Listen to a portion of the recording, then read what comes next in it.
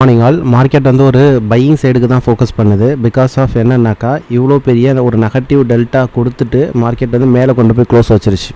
உள்ளே இருக்கிறது பார்த்தீங்கன்னா டெல்டா. இப்போ இது வந்து என்ன சொல்லுவாங்கன்னாக்கா டைவர்ஜென்ஸ்னு சொல்லுவாங்க. பையர்ஸ் வந்து டைவர்ஜென்ஸ் ஆகுது. ஸோ அனதர் கேண்டலுக்காக வெயிட் பண்ணணும்.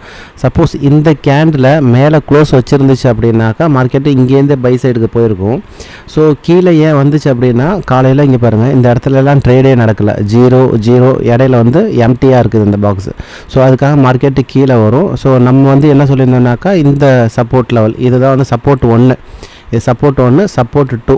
ஓகேங்களா? இது வந்து 9, 16, 17 இது வந்து கொடுத்துருந்தேன். ஸோ இந்த இடத்துலேருந்து மார்க்கெட்டு மேலே போகுது. ஸோ பையிங்காக மட்டும் ஃபோக்கஸ் பண்ணுங்கள்.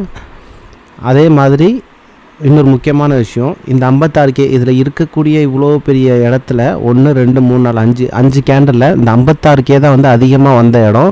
ஸோ இந்த 56K இங்கே லெஃப்ட் சைடில் செல்லர் வந்து 55K.